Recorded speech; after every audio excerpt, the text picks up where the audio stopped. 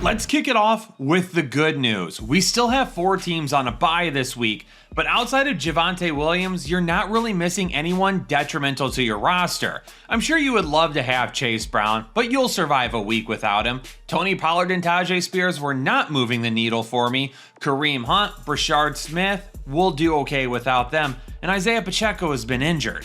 But the bad news is, we've got Sunday morning football internationally once again. And on top of that, that game will have 2 of the most high-profile running backs that you're using in fantasy football right now. But before we dive into the analysis, we need to check out this week's BRUNT Workhorse report, highlighting the running backs that are getting the most work in fantasy football. And at the top of the list, we continue to see Christian McCaffrey, who for some reason or another is the only guy that can stay healthy in San Francisco this season, and is seeing a ton of volume because of it.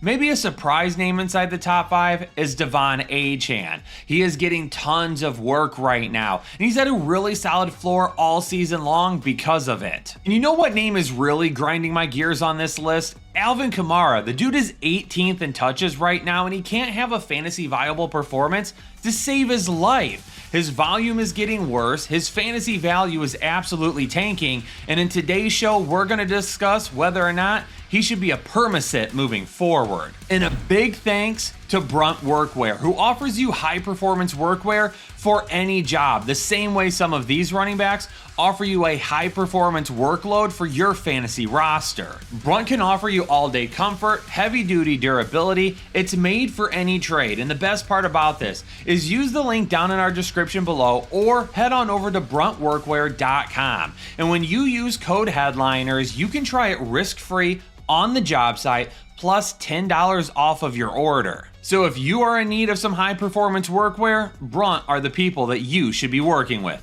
just like we do. Las Vegas and Denver on Thursday Night Football, and we've got a couple of running backs that continue to offer us a solid floor, even if we're not seeing a ton of ceiling from them at times. Ashton Jeanty, J.K. Dobbins, and R.J. Harvey, with his performance in the passing game, is also starting to get some looks. Ashton Jeanty was the RB5 last week, but Denver is currently allowing the 5th fewest fantasy points per game. For Ashton Jeanty, I definitely can see a solid amount of volume this week, anywhere from 11 to 16 carries. But if Las Vegas falls behind early, he's going to lose a ton of ceiling, not just because of game script, but because of the matchup. Now, Ashton Jeanty did add another receiving touchdown last week, so if there's any hope for finding a top 12 performance this week, I think we're going to need some work in the passing game again.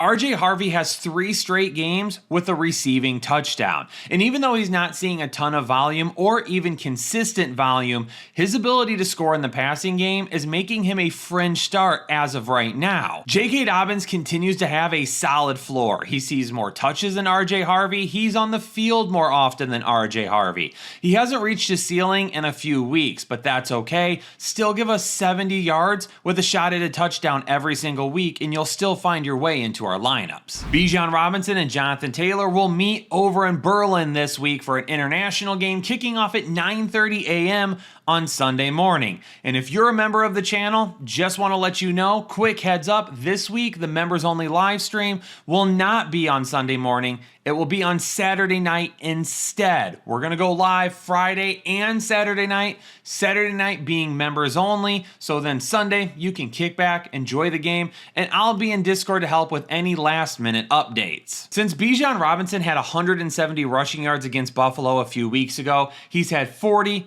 25, and 46 rushing yards in his game since then. And now he's going up against Indianapolis, allowing the 9th fewest fantasy points per game. He does have 8 targets in 3 of his last 4 games, but that's been enough to kind of help with the floor. His ceiling has not been great. Last week is the first week this season that Jonathan Taylor did not finish inside the top 24 running backs. And he didn't score a touchdown last week, which snaps his streak of 4 straight games with a rushing touchdown. A streak in which he had 9 total touchdowns in 4 games. Atlanta's defense is currently allowing the 9th most rushing yards to opposing running backs. So hopefully Jonathan Taylor can get back in the end zone, even if we don't see a ton of rushing yards this week. The New York Giants and the Chicago Bears both have some question marks in their backfields, but for entirely different reasons. Last week, after the Cam Scatterbo injury the week prior, Tyrone Tracy and Devin Singletary essentially split everything. Singletary had 8 carries and 2 catches. Tracy had 5 carries and 3 catches. It's basically an even split right now, and do not be shocked if Devin Singletary continues to see as much work as Tyrone Tracy. And because of that, I'm going to be out on both of these guys until I start to see someone establish themselves as the main running back. Absolutely love this matchup for the Chicago Bears. They're getting a Giants defense allowing the 3rd most fantasy points per game to opposing running backs. But here's why we have a question in this backfield now. Number 1, will DeAndre Swift be able to play this week? He missed last week, and as of this recording, there was not a definitive update on his health and whether or not he would be good to go. So continue to monitor the comment section because I'll post an update at some point in time, but make sure you check out the rankings video as well because we'll talk about it in that on Thursday. But even if DeAndre Swift does come back, which he'll end up being a fringe start for me, Kyle Monangai will also be a fringe start because I think both of these guys are going to eat into each other's ceiling, but with how good Monangai has played so far, we could definitely see him getting a lot more touches than what he was when DeAndre Swift was healthy. If there's no DeAndre Swift this week, then Monangai is a smash start. For Buffalo and Miami this week, James Cook is going to get an opportunity to stay hot as Miami is still allowing the 6th most fantasy points per game to opposing running backs. And earlier this season, when Buffalo played Miami, James Cook was the RB7 in that game. He has 87 or more rushing yards in all but 2 games this year. But believe it or not, Buffalo is actually allowing more fantasy points as they're currently allowing the 6th most fantasy points per game to opposing running backs. Devon Achane has had a really solid floor all season long, and he had an RB2 stat line against Buffalo earlier in the year. He ran for 62 yards on 12 carries, and he added 29 yards on 7 receptions and 9 targets. He's been a top 12 running back in 3 of his last 4 games, but he hasn't finished any lower than RB16 this year. Baltimore at Minnesota, and because of the work that Minnesota did against Gibbs and Montgomery last week, you don't feel nearly as easy about playing Derrick Henry this week. But you absolutely need to. Henry is hot right now, and I know last week the Lions didn't look great against Minnesota, but we're still going to roll with Derrick Henry to have a solid floor. He's gone over 100 yards in 2 of his last 3 games, and he's gone over 70 rushing yards in each of his last 3 games. The ceiling this week is probably not great, but we're going to roll with him to have a 70 or more yard floor once again, but hopefully he can find the end zone to give us some upside. Baltimore's defense is slowly improving. Yes, currently on the season as a whole, they still allow the 4th most fantasy points per game to opposing running backs. But since they came out of the bye and faced Chicago and Miami, they have yet to allow over 100 rushing yards to either of those teams. And those are some pretty solid running backs they've been going up against. Aaron Jones right now is questionable with a shoulder injury that knocked him out of the game going up against Detroit. If there's no Aaron Jones, then Jordan Mason will be a fringe start because of his touchdown potential and just the overall amount of workload that he will end up getting. But if Aaron Jones does end up playing, Aaron Jones will move to a fringe start for me, and more than likely, I would sit Jordan Mason. The Cleveland Browns and the New York Jets are coming out of their bye week, but we need to keep an eye on both of these running backs. Quinshon Judkins, he was injured and had to leave their game early before the bye. And because there's not really a whole lot of injury updates during the bye week, we don't know exactly how he's doing right now. For Breece Hall, this video is going to come out before the trade deadline happens. And as of this recording, Breece Hall is still a New York Jet. If that changes for any reason, I will pin a comment down below and give you an update. I hope to hear more about Quinshon Judkins over the next couple of days. And as I hear more, we'll definitely update you with a pinned comment. And of course, the rankings video on Thursday if we get enough information by then. He has 80 or more rushing yards in all of his starts except 1 this season when you don't factor in the game that he had to leave early. Breece Hall is going to have a really tough matchup against the Browns, currently allowing the 2nd fewest fantasy points per game. And for some reason, if he still is in New York, which I believe he will be, I don't think he gets traded, then Breece Hall is going to be a guy that is going to be a very fringe play this week. Yep, he was hot right before the bye, and yep, he could get a decent amount of volume in this game. But he could also be an absolute disaster because he doesn't pick up many yards on the ground. and maybe they don't factor him into the passing game, which they absolutely should. New England's going to get a Tampa Bay defense that's currently allowing the 7th most fantasy points per game to opposing running backs, but we're not 100% sure on Ramondre Stevenson's health status right now. When he comes back, though, I anticipate him being the running back that we would play still. TreVeyon Henderson had the backfield to himself, or so we thought last week, and his numbers weren't all that bad. 14 carries, 55 yards. He had 6 targets, 4 receptions, and 32 yards. Again, not a terrible stat line, but Terrell Jennings got 11 carries for 35 yards and scored a touchdown. For whatever reason, TreVeyon Henderson is just not being leaned on by this team. If there's no Ramondre Stevenson this week, then TreVeyon Henderson is a fringe start. If Ramondre Stevenson were to play, I'll list Ramondre Stevenson as a fringe start because I think he goes back to seeing the most volume and he's got the best shot in a decent matchup. TreVeyon Henderson is going to be way closer to a sit than a start for me. He would still be a fringe start because some of you may not have the option to go with somebody else, and I still would expect him to get right around 8 to 10 touches. I mean, it's really hard to trust anything here given the fact that we still don't have that big of an update on Bucky Irving and his health status. Since we haven't heard much as of recent, then I would be shocked if he's able to return and play this week.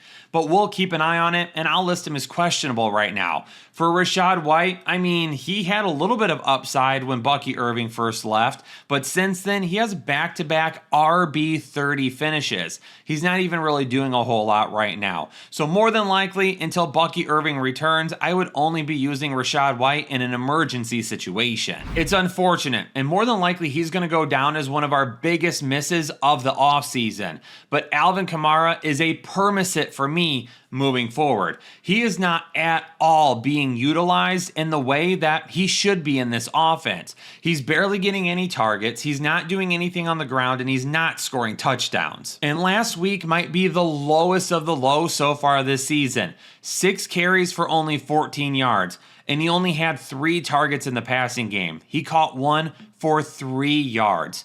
I liked Alvin Kamara as a discount pick this year because of the work that he could have gotten in the passing game. Flexing that type of workload every single week could have been an absolute cheat to winning your fantasy league.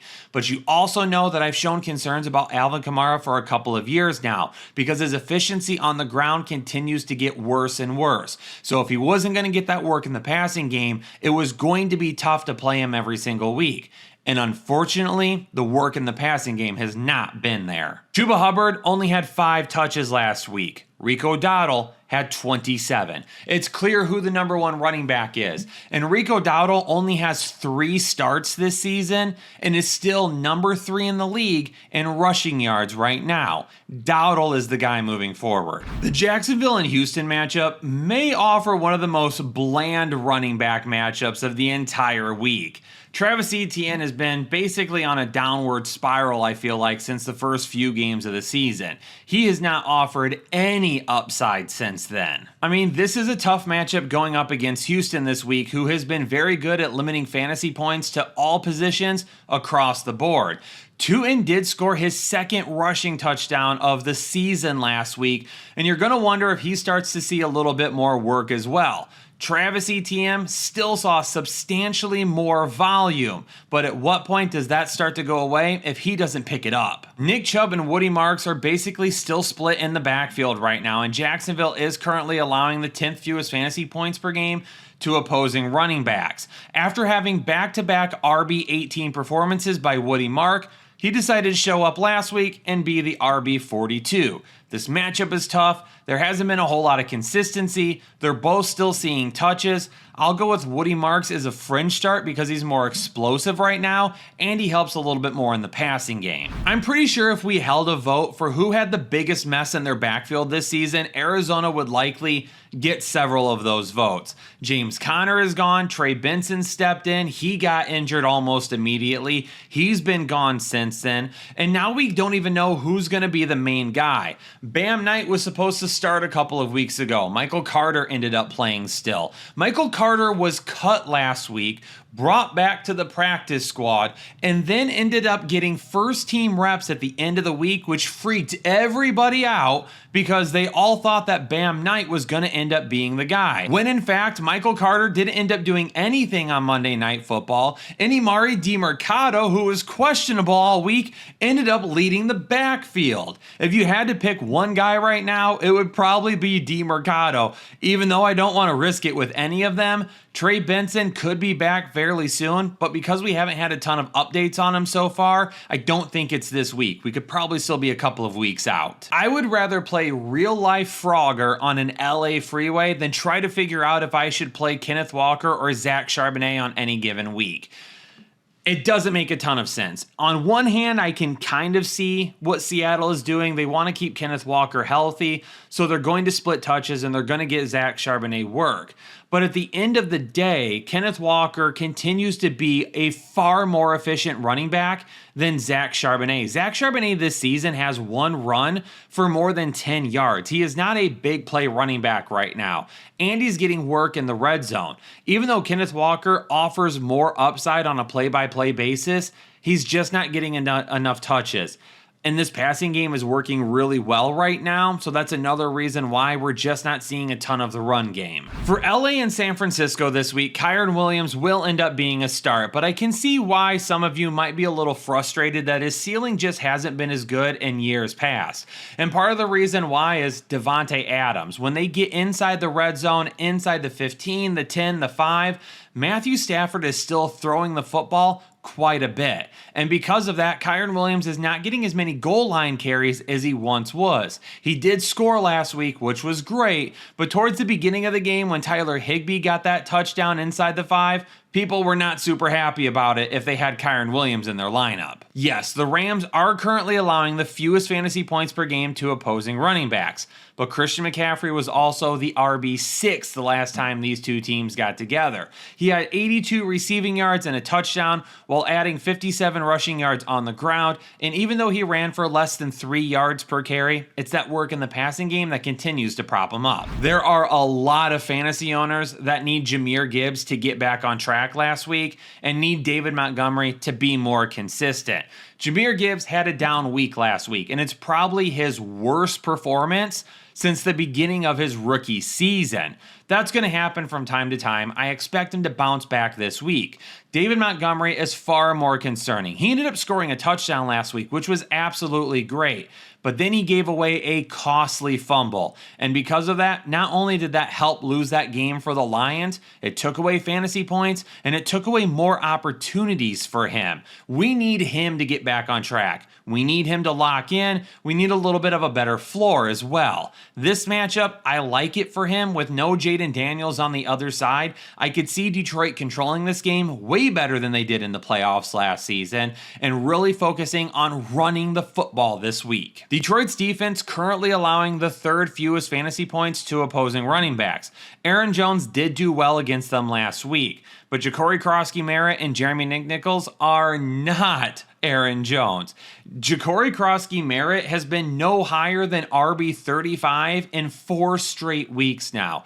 Jeremy McNichols, who actually looked like a decent opportunity to play in like a PPR in your flex because the amount of workload he was getting, absolutely disappeared last week, and even though they were a negative game script, he didn't even get any targets. The Steelers and the Chargers will match up on Sunday Night Football, and Jaylen Warren, in terms of overall production, last week was pretty bad. He didn't do a whole lot, except he did score 2 touchdowns to save you, and he gave you 12 fantasy points right there. There's not many running backs that you can count on to get a decent amount of touches right now. Jaylen Warren is one of those guys. At worst, he's a flex option. At best, he's an RB2. Kamani Vidal had one of the best matchups for any running back last week, and he did absolutely nothing with it. And now he gets a Pittsburgh defense, allowing the 8th fewest fantasy points per game. Omarion Hampton is not expected back until after week 12, so you still have a small window to use Kamani Vidal if you have him right now.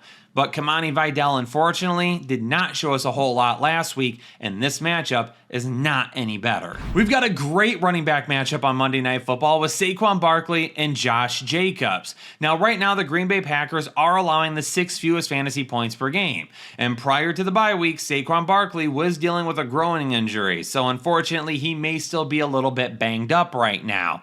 But he played very well against the New York Giants, and it sounded like he potentially could have ended up being okay to play the week after, but with the bye and not having a whole lot of information, we'll just keep an eye on it throughout the week, but he will end up still being a start for me after running for over 150 yards on only 14 carries, and then adding another 24 yards on 4 catches with 2 touchdowns right before the bye. The Eagles are allowing the 10th most fantasy points per game. Josh Jacobs absolutely has an opportunity to thrive this week. He has 4 top 8 finishes in the last 5 games, at least 1 rushing touchdown in 5 straight games, and at least 1 rushing touchdown in all but 1 game this season. The Eagles have given up pretty big games to far less talented running backs than Josh Jacobs. I expect Josh Jacobs to be a great play this week. Headliner Nation, there you have it for my analysis of the running back position here in Week 10. Hopefully your fantasy teams are doing well, and if they're not, make some moves, get on the waiver wire, pay attention, and try to still battle this out until the very end. We'll be here to help you out until the season's over with. Give it your best shot that you can. But for now, I've got other start and sit stuff that I need to go do, so I'm going to get to it. Stay safe, stay healthy, and I'll catch you all in the next episode of the Fantasy Headliners.